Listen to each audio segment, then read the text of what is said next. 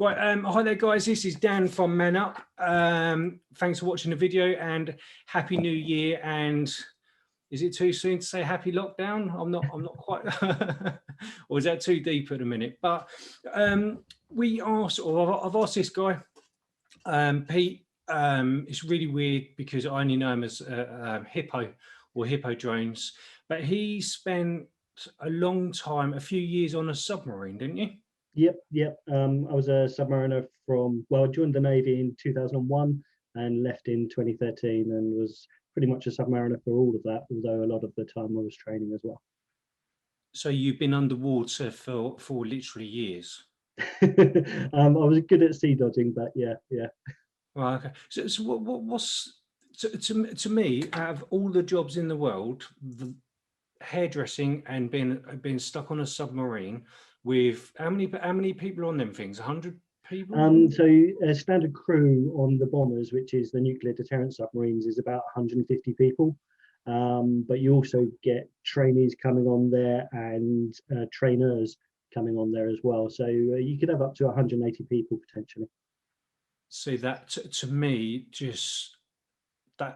I would free. I'm getting the shakes now. I'm feeling my anxiety. It's just like, how do you not let that get to you? Like, I mean, you've got to learn to bite your tongue, because with that many people, I mean, actually, you only see half of them, because you kind of have two watches. So it's 24-hour operation. So half of the people are asleep generally all the time, half the people are working. And because it's compartmentalized, you've got the marine engineers, you've got the weapon engineers and the strategic weapon engineers. There's sort of three sections. right, So really, during the normal sort of shift pattern, you only see a quarter of the people on board. But you will get very sick of those people quite quickly. So how do you? Because that's I think the lockdown timing is pretty much a thing for this video too much, because it does make me laugh where people are just like, all I can do is go to the shops.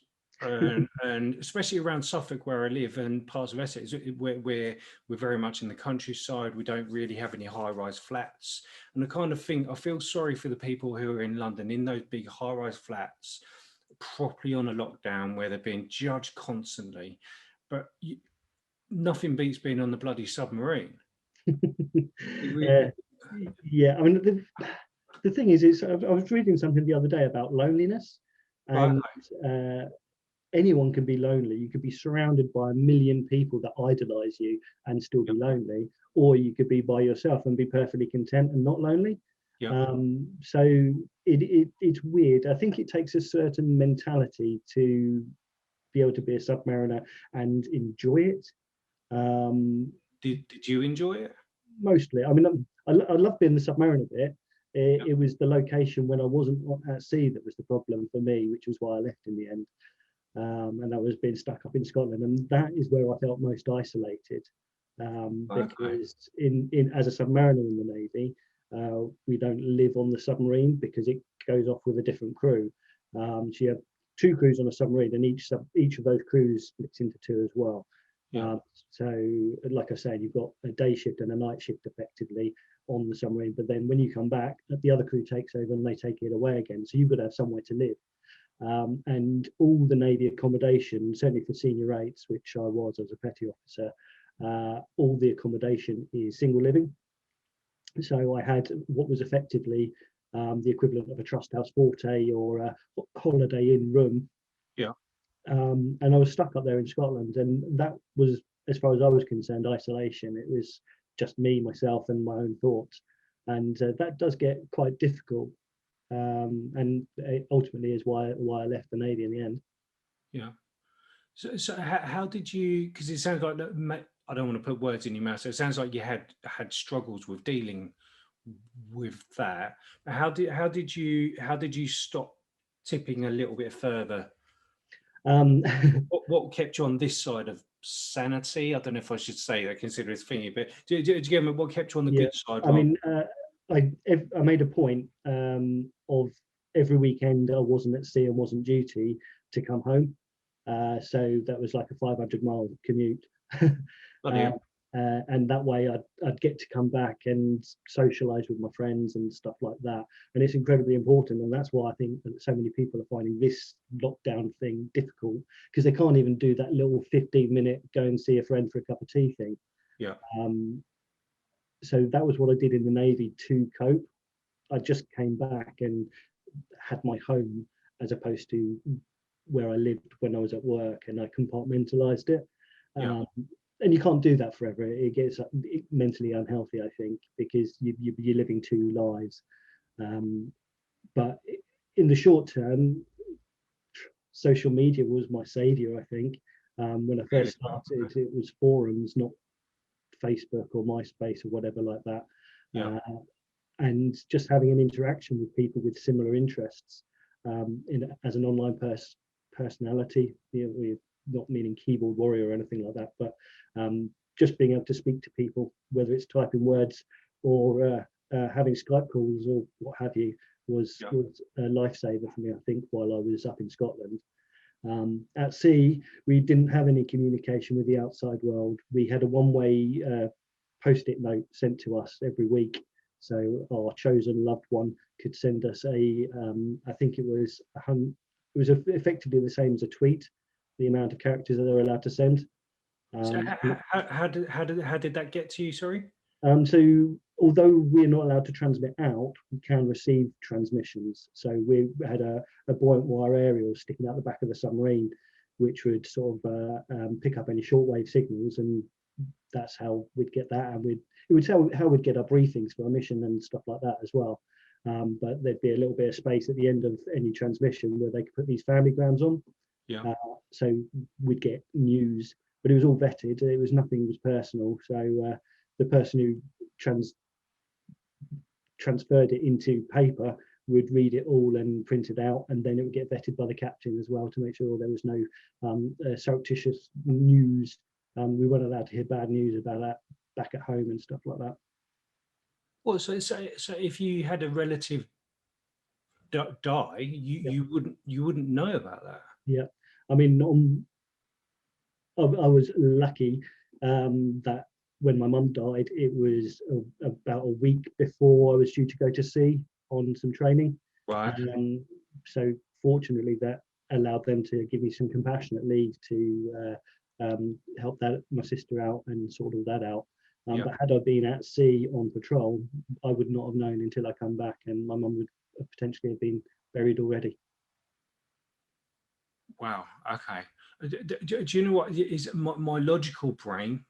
I've never been in the forces. I'm not going to pretend I have, but my logical brain gets it, because I guess if I got it wrong, then I apologise to all you Navy people. But I think I got it, because if you start going crazy on a submarine, that's dangerous, isn't it? Yeah, very. And because every person on the submarine, except for like the trainees, is needed, that they're required. You can't have a freeloader, so you've got to be focused on what you're doing, and having that focus is what keeps you sane on the submarine yourself. Is because, like, this is what I do, this is my job. For 2 hours, at 6 o'clock till 8 o'clock, I'm driving the submarine. Then for 2 hours, I'll be maintaining my equipment, and then 2 hours I can do like just whatever sort of thing. Then you go back to bed again, and you have this routine: 6 hours on, 6 hours off, 7 days a week for the whole trip. So the moment your mind goes a bit wobbly, like if you'd had bad news that you shouldn't be getting at sea, then you're not going to focus for those 2 or those 4 hour moments where you need to be on the ball and doing things properly. So yeah, sadly, you have to get all your bad news on your way back home. So how do I've got so many questions now. I know I said we'll only do like things, so I'll try and bring it in. But so how?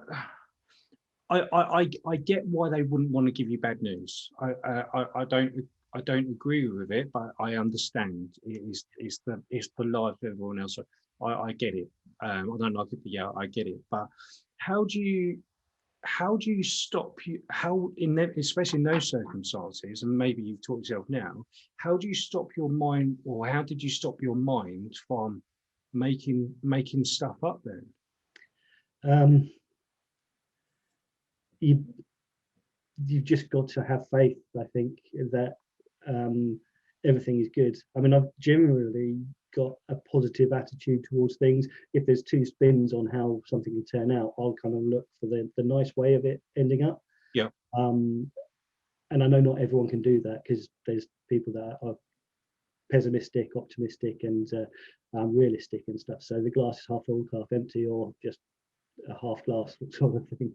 And I'm able to just either head in the sand, sort of like a ostrich, and just go la la la la la, everything's groovy, and then just deal with things when they happen. Yeah. I mean, since leaving the Navy, I've completely got rid of mainstream media. I don't have a telly at home. I don't read newspapers. I don't listen to the radio. So I feel so much healthier not knowing how rubbish the world is. Yeah, no, absolutely. It's the same. I've said this quite publicly as well. Is especially with the whole COVID stuff. I very rarely look at my news feeds on any social media. I look at the groups. I guess that's because I'm built into the old school forums and stuff like that. And you younger blokes will be going, "What's a forum?" That's when social media was proper about being social rather than being knobs, wasn't it? Basically. But I think one of the things I've always said is I don't ever look at the news. The COVID thing, the only thing I will read is the government websites. I think that's more because I'm self-employed. Yeah. And I literally just go, right, that doesn't affect me. So I don't up to a point I don't care about. I want to know what affects my life, my business, and my family, and if anything else just isn't important, because my mind just can't handle it. Yeah. Really. So is that pretty much the same for yourself as well?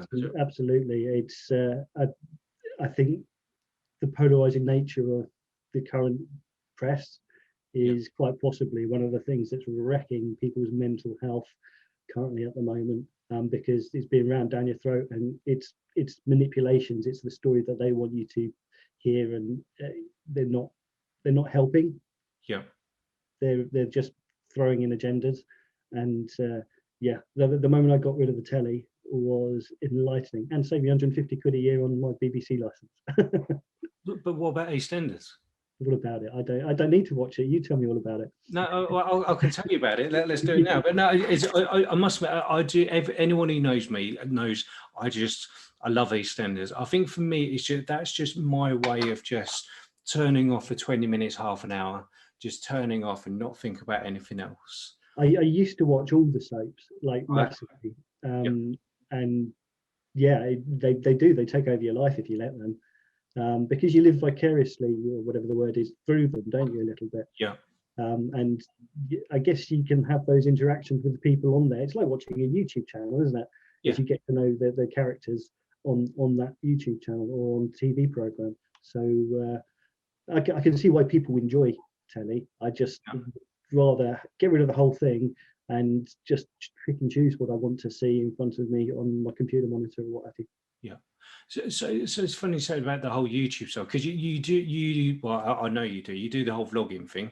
Have you actually updated it for a while? And so the people who are watching going, what's the vlogging thing? Hippo, or Pete, he does moto vlogging in the form of riding a motorbike with a camera stuck to his head and talks. Do you find that helps your mentality? Very much so. Very much so. One of the things I found before I started doing the vlogging is that I did the same trips on my motorcycle over and over again, rinse and repeat, as if I was on autopilot. I'd go to Box Hill, I'd go to Whiteways Cafe, and that would be it. I'd be just like, and it becomes stale and boring.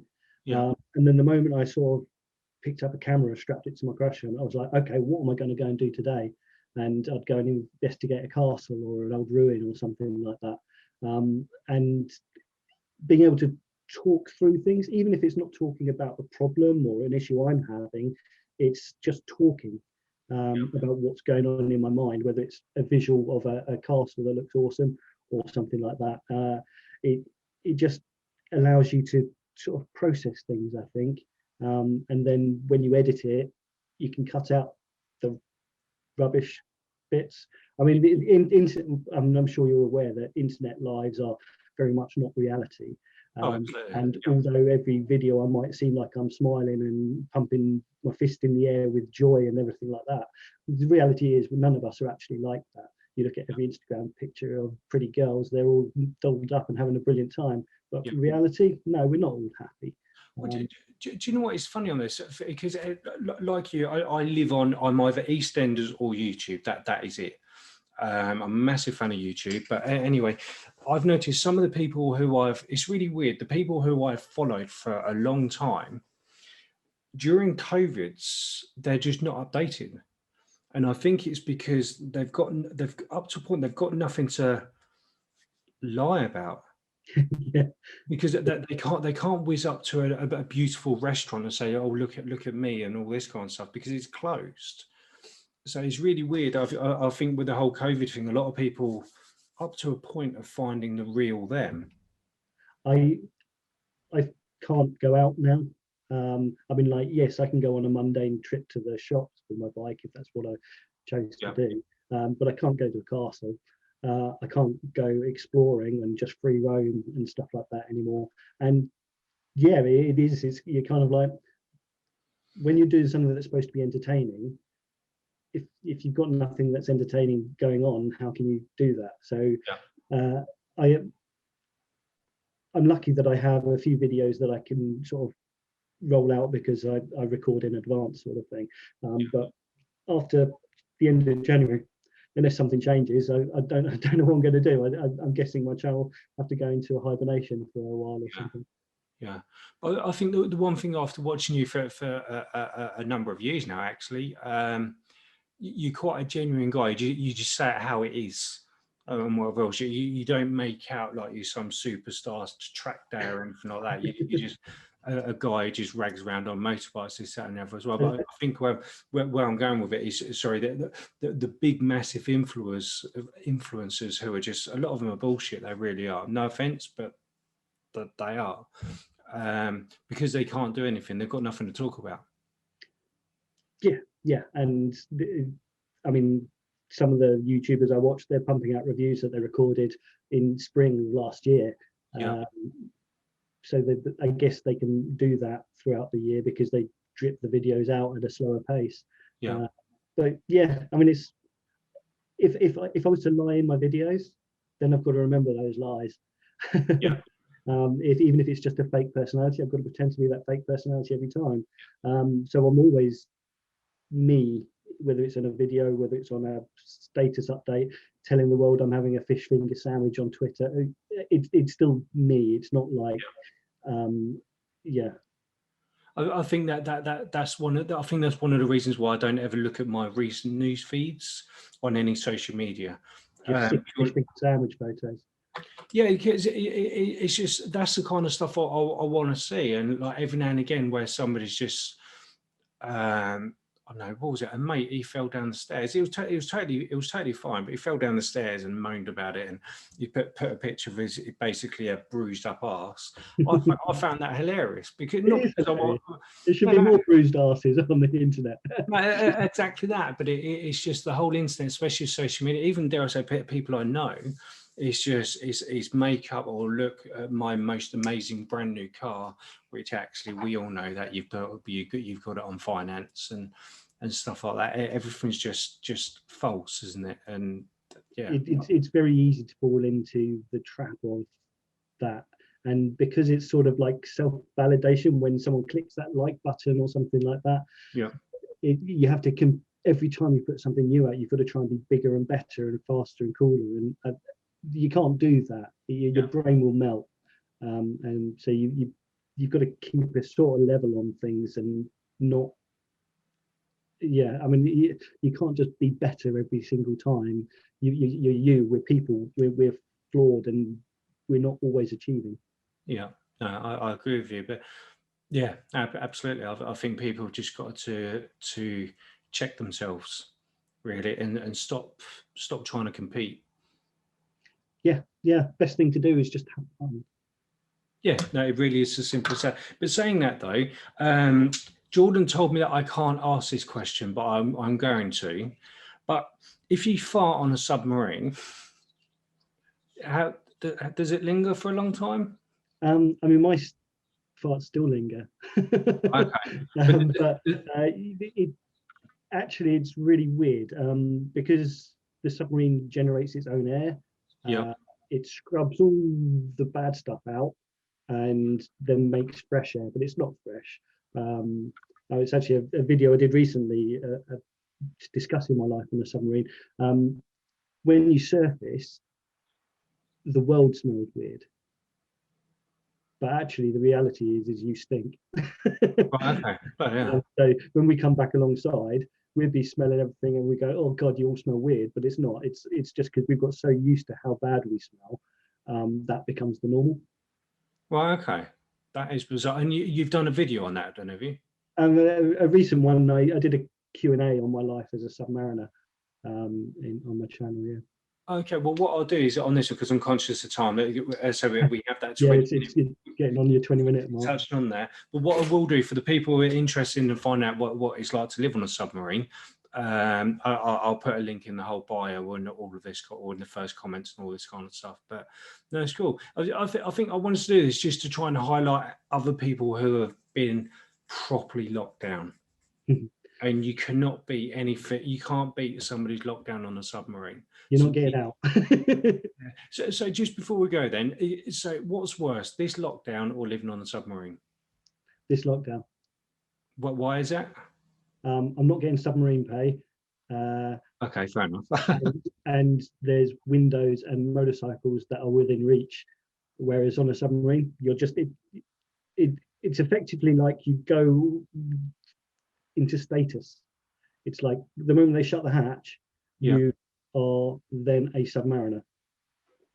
You're not Peter, you're a submariner. Yeah. And when they open the hatch, then you can become Peter again. Yeah. So it's easier because I mean, I guess it's a military way of life, is that you do what you're told. Yeah. So you just get on, you crack on, you do it. And the reward is 3 months pay. Whereas here, we're all earning less money, but we've still look out our window and see all the things that we want to be doing, but we're not allowed. So it is stressful times for people, and yeah, I wish them all the best with that. Wow. No, brilliant, man. Thank you very much for that. That was interesting. I'm going to see if I can whack this on the page tonight, just because of the timing is perfect. But no, thank you on that. And excuse me, I will. That's asthma, not COVID. I will put a link in the whole comments thing and go from there. But thank you very much for your time, man. Awesome stuff. My pleasure, mate. My pleasure. All right, mate. Let me turn off this recording.